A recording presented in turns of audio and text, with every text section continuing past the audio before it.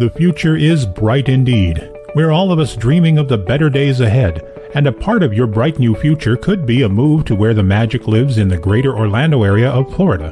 One of the biggest decisions you'll make when considering a move is selecting a realtor who can successfully match you with the right home in the right location at the right price. Victor Naraki is the realtor who can help you make the move you've always wanted to. Whether you're a first-time homeowner or looking to move near Disney World, Victor is in your corner. If you are looking for an experienced real estate agent covering all of Central Florida, please visit DisneyAtYourDoorstep.com today and find out just why you should work with Victor. I encourage you to create a free, no-obligation account on his website. By doing so, you'll unlock the website's full potential and be able to enter specific criteria, save listings, and browse new properties sent to your email. Visit DisneyAtYourDoorstep.com today or visit his Facebook page, Victor Naraki Realtor. And don't forget to tell him the Grand Circle Tour podcast sent you. Left for dead on the sands of Tatooine. I am Boba Fett. Tamora Morrison is an incredible actor. He's an incredible presence. What he brings to the performance of Boba is just awesome. Tim, he brings all sides of himself when he plays the character. And I think the audience is going to be surprised just how likable this character is because of Tim. I intend to rule with respect. It was an exciting comeback. It's wearing that armor. It gives you a sense of power. Yeah, I'm just one part. Another little small cog in the machine, and it's all adding up to magic.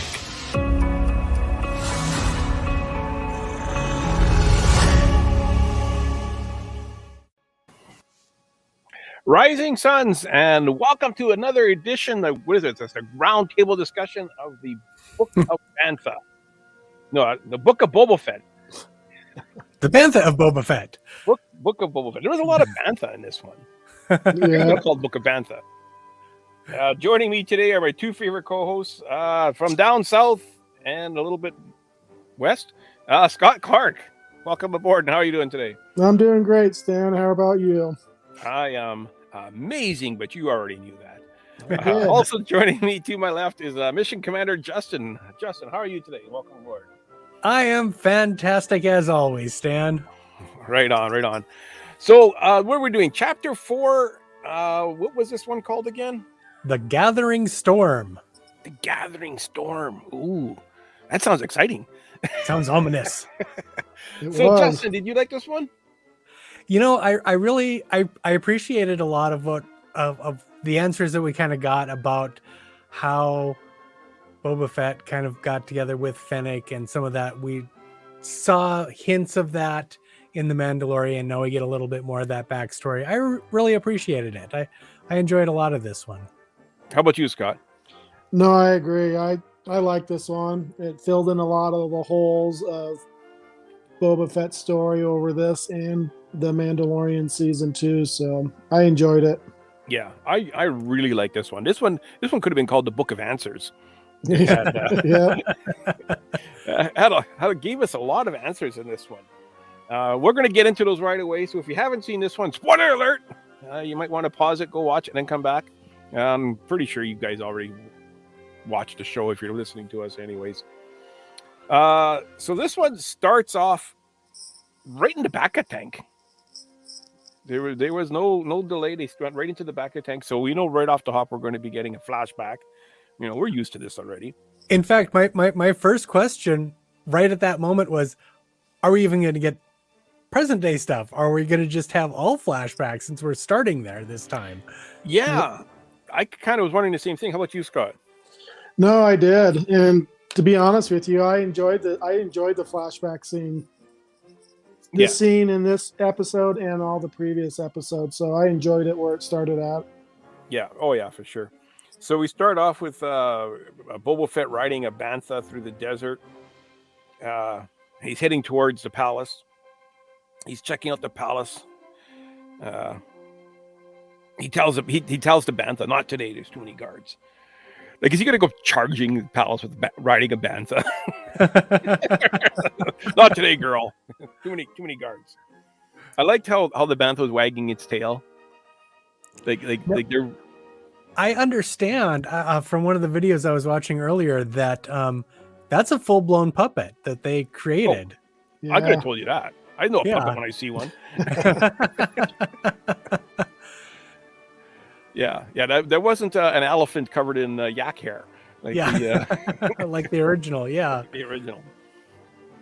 So he's sitting there with the Bantha, and off in the distance he sees these two flares, and my mind immediately went to, we've seen those flares before at Tatooine, and I couldn't quite place it. Well, to give you a hint though, the music at that point did that. That's what I was going to say.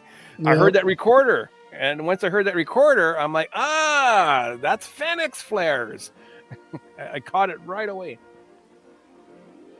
And that one note of the recorder that they did. And that was just enough of a clue to go, oh, now I know where that's from. Yeah. So that's when the title sequence came up, Gathering Storm. So he gets her, and it's Fennec, of course. And he takes her to like a seedy tattoo parlor. A Star Wars version of a tattoo parlor. Yep, the mods. The mods. The Mos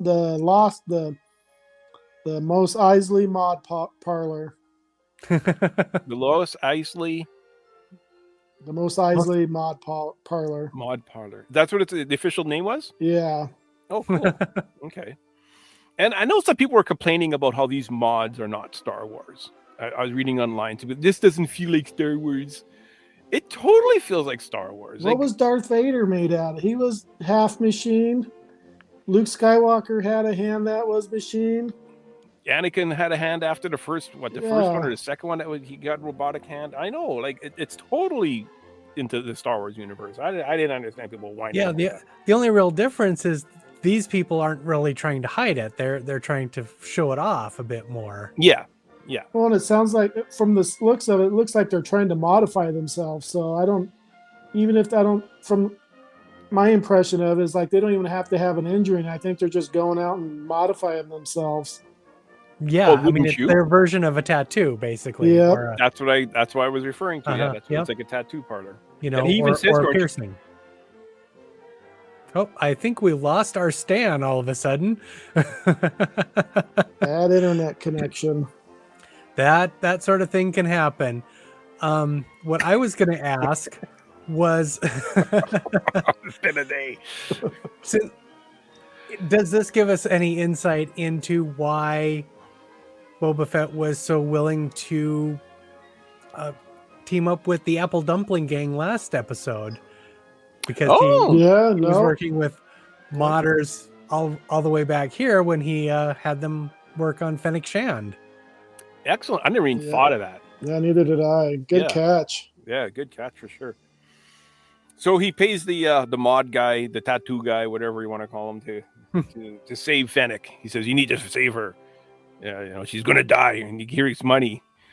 And he didn't want to do it at first. He's like, "You're too old." And he goes, "Oh well, you should have said that at first." And was he referring to that she was going to die, or because he was getting paid? Probably that it was getting paid. You should have led with that. Yeah. That was my takeaway anyway, that he was like, oh, there's money involved. Well, all right then. Yeah. So he installs some pistons, wires, tubing, lights, springs, and she's good to go. Take her away. She's done. He brings her back to the middle of the desert for some reason. It was kind of like, was that the same place he found her? You know, I was wondering that as well because it looked so similar, but then again, it's a desert. All places look that way. Yeah. It was rock and sand everywhere. Unless there's a Sarlaac pet around or a crate dragon, it all looks the same to me. Yeah. So he wakes up and he tells her who she is. Like she didn't know. You're assassin Fennec Shan. I think it was just to let her know that he knows who she is. But yeah. Well, that being said, I think I like that. You know, they got their reputations and they know who each other are. Yeah. You know, like when he jumped forward just a little bit, you know, I'm Boba Fett. And he's like, no, Boba Fett's dead. So everybody knows who they are, especially if you're one of the premier bounty hunters, Yeah, or their reputation precedes themselves. which is awesome. Which is Yep. awesome that they have that reputation. So she even knew who he was. Like he says, "I'm Boba Fett." She goes, Mhm. "You're dead, dude. You're not- aren't you dead?" But I like how he said like you're master assassin Fennec Shan of the mid rim, and I was waiting for him to say, "And you were shot in the midriff." I was waiting for him to finish off the sentence. Had this been an MCU movie, he totally would have. Yeah, for sure. So he tells her basically the last 3 chapters of flashbacks that we got in like 2 sentences. He basically, I fell into a Sarlaac pit. I dug my way out. I got rescued by the Tusken Raiders, and I became part of their tribe, and they were all wiped out. He tells her that like in no time at all. Like, why did we watch this for 3 hours? We could have just You could have just summarized it. summarized it in no time at all. Another thing that I had pointed out to me is that he specifically called them Sand People. And she's the one who referred to them as Tuskens when she said that she didn't believe that a gang of bikers would have been able to wipe out a gang of Tuskens. That's a good point. I wanted to bring that up. Now, we always grew up like the Tusken Raiders were very vicious creatures and something to be feared. And that's the way Fennec Shan perceives the Sand People or the Tusken Raiders. Was this tribe a more gentle tribe, you think? I don't know. She seemed to have a lot of respect for their ability to fight, though. And they know they had one really good fighter. Yeah. But the rest of them didn't seem to be. No, and I think you're going to find tribes being different, whether they're more violent or more friendlier. But that being said, with Fennec Shan, when she was surprised that Nikto gang took them out. So I'm wondering if like the Pikes got involved and kind of framed them. I was wondering that as well. If that was something like that, whether it's the Pikes or the Hutts or whoever, that someone, and probably the Pikes, but tried to someone set them up. Basically, made it look like they had done it. Oh, could be. But someone with more firepower, as it were, than the speed bikers would be, because that I tend to believe Fennec Shan when she says about anything. Yeah. And the Pikes kind of have a vendetta on these Tusken Raiders because of what happened on the train heist. Mm-hmm. Yeah. So they'd have a reason, and they'd have, a convenient scapegoat to frame, hoping that Boba Fett does exactly what Boba Fett does. Yeah, good point. So he basically tells her, "I saved you. You owe me. We're gonna go get my fire spray gunship." Have we ever heard the Slave One ever referred to as fire spray gunship? Well, it's the type of ship. Yeah, the model.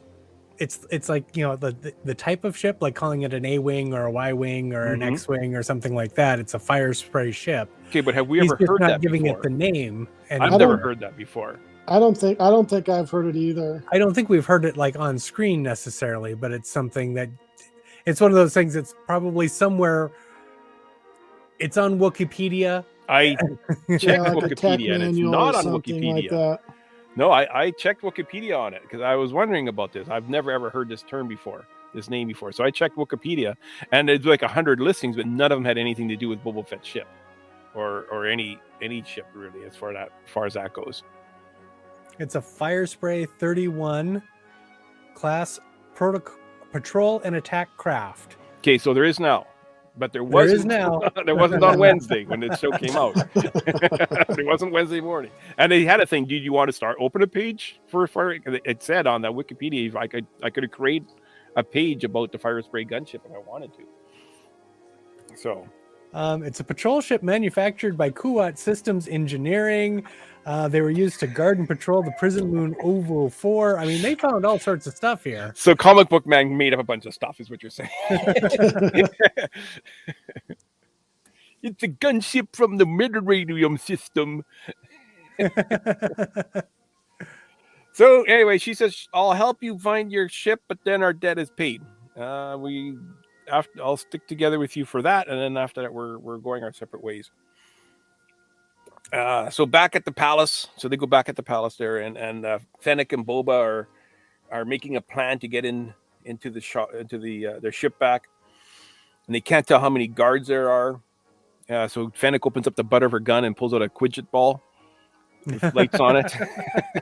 Sets it free. Quidditch? Is that the word you're looking Quidditch? for? It's from Harry Quidditch? Potter. Yep, Whatever Quidditch. they call those. Yeah. What is the one's tiny ball called? The snipe or the snip? I don't know. Harry Potter.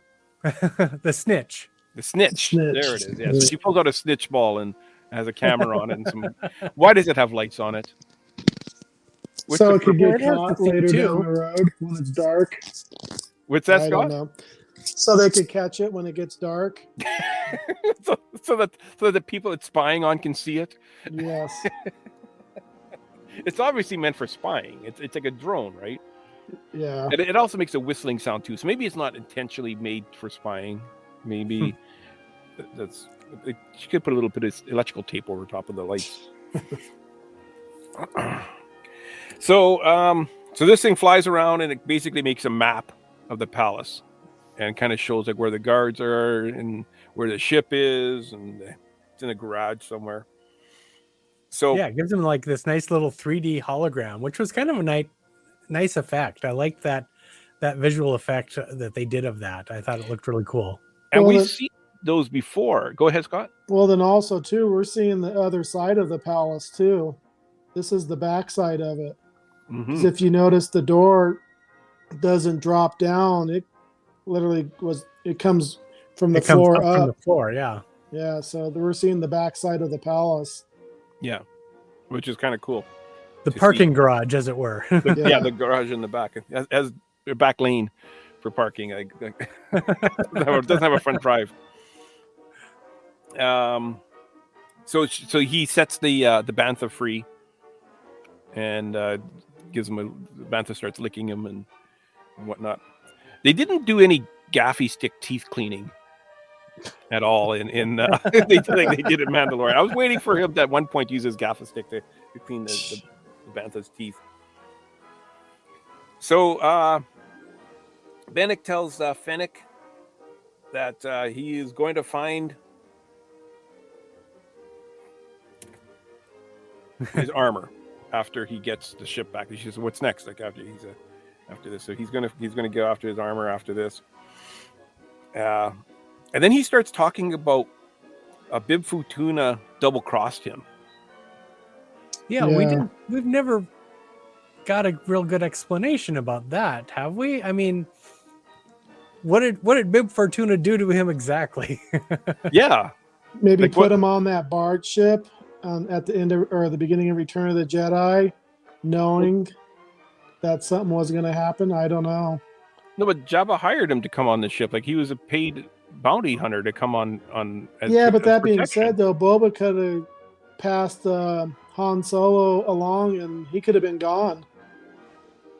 I don't know. You know, he's a There's bounty something hunter. missing. We're missing something. How did Bib Fortuna get off the sail barge? What happened that Boba Fett's blaming Bib Fortuna for what happened to him? And how did Max Rebo get off the sail barge? Yeah. Well, from the looks of things, I think Bib Fortuna went to a buffet and was able to escape the ship. Yeah. He was on a different part of the sail barge. Max Rebo, he was just out having a smoke break, like those things always do. So they break into the palace, going through the sewers. That was a cool gadget. That little laser knife that cuts through metal like nothing. Now that Took a- was pretty cool, but my only problem with that is cutting through the grates. Is like no wonder Krrsantan was able to get in there, and it's like, doesn't this palace get guarded? How would you let him get into that grate area like that? You got two huge giant doors on this place that no one could get into, but you got this little grate, like a sewer grate or whatever. To me, that didn't make sense. Like at least Jabba had that Ring doorbell that came out with like, on a stick with the eye. Yeah. At least Jabba had that. Someone to at least keep an eye on the front door. Yeah. Someone had to say it, Stan. Someone had to say it. So they get into the palace through the kitchen, and what were the two droids there? There was like a sous chef that was an EV9. That was an EV droid, but I think someone was saying it's probably not the same one because we decided that one was over at the bar in Mos Eisley. Yeah. So that's not the same one that we saw in Return of the Jedi. That was the one that's over in Mos Eisley tending bar. I thought it was the same one. That didn't Jabba have one in the dungeon, an EV9? Mm-hmm. Yes, but we've also seen an EV9 tending bar in Mos Eisley in The Mandalorian. So he can't be both this one and that one. So one of them has to be him, but we don't know which one for sure, I guess. Well, this would have been before Mandalorian, though, because this is a flashback. Anyways, I just pictured that Boba Fett, or that Bib Fortuna, once he became the crime lord, he's like, I don't want any more droids patrolling. I just want them cooking for me. I just want them making me food. I don't need a torture droid. I don't need a dungeon droid. They need to be making food instead. So he gets to his. Oh, so then that what was that little rabbit droid? Oh, I forgot the name of him. It's a LEP servant droid. Yes. Okay. So he comes in. He comes in carrying a net. He's supposed to be a rat catcher. He's holding a net. Like he's like some dog catcher from a 60s cartoon. Well, I mean, what else is he going to do? Well, he could have had a gun and shoot the rats. I just cracked up. And now all three of these droids have got to be puppets. You know, it's hard to say, but I would say, like, at least at points they almost have to be. I mean, they can't be all CGI. Yeah. I mean, like, you grab them by the neck. There's going to be a combination with that, but they can't be all CGI because, like that little one in particular, when he's being held up against the wall and such. I mean, it's a little too much of a practical effect. Well, even the one with the 6 arms, when Fennec grabs its neck and then cuts the head off. Mm-hmm. Yeah, I think with the spinning arms, that might be either CGI or they, like what they did on the other episode with that the train droid. They slowed the framing up on it to make it look a lot faster and fluid. So maybe they might have did that with that cook droid. Yeah, like I say, I think it's ultimately going to turn out to have been kind of a combination of some practical and some CGI. I think 100% puppets is what I'm thinking. So they get to the ship. Now they had time to get on the ship before the guards came. What were they waiting for? They hear the guards coming, so they hide around the corner. And then the two Gomorians come and they make short work of them, and then a whole bunch of more guards came. And so Boba Fett makes a break for the ship. She says, "Go to the ship. I'll cover you." They could have been in that ship before they got there. And so, anyways, the scene where he's turning the ship around. I guess they drove it in and parked it, and they never had to turn it around before because it was not going to fit. It was not going to turn around without hitting something. Like there was no room for it to turn around without smashing something. Was that what? That was kind of an interesting sort of thing going on there because how are you planning to get it out? You got it in there somehow. Yeah. Like I could drive my car into my garage and I could back my car to my garage, but I can't turn my car around in my garage. Yeah. Well, unless there was some other stuff that got put in there. Because my thing is this: if that ship was in there for 4 or 5 years, but they didn't take it out and go for a spin on it or anything like that in the last 4 or 5 years that it was sitting in there, and the battery was still charged. Yeah. Still fired up. Or they keep it for a trophy. Yeah. So they, and what's 4 or 5 years? So what is the timeline? Because he says it was like years. Well, from what I've seen, I think it's 5 years. from the time he was in the Sarlaac pit. Mandalorian was Yeah. 5 years after the events of Return of the Jedi. Yeah, so this would be 5 years then, because with this episode, it's catched up with Mandalorian now. Right. Yes. So, and that one was like 9 ABY versus 4 ABY for Return of the Jedi. So it's a 5-year gap or 5-year difference. So Yeah. that suggests that he's been, with the Tuskens and or on his own afterwards for a total of 5 years before he came across Fennec. Yeah. Okay. That seems like a long time. It doesn't feel like it was that long when watching the show. It doesn't, because it seems like it wouldn't take him that long to get that proficient with, fighting with a gaffy stick and Yeah. and some of that. I mean, just Yeah. So, anyways, he gets his ship back, and of course, the first thing he does, he looks for those speeder guys that he thinks killed the Tusken Raiders, which they probably were the ones, and just slaughters them, just shoots them from the sky, no questions asked. Yeah. And none of them were smart enough to fan out. You know not what I a mean? Like, single one of them. they all keep going, like they're on the highway or something. Well, that being said, it happened in a matter of seconds. It wasn't True. like he chased after him for a while. Yeah. As soon as he caught up One to would him, go man, left, he let one would loose. go right. Yeah. Yeah. Yeah, they didn't get a chance to think much about it. So then he goes to the Sarlaac pit looking for his armor. Did he not So watch there's a chapter couple 1? of things about that confused me, and of course the first one is what I'm sure you're asking as well, is like, how does he not know he had his armor on when he was getting out of there?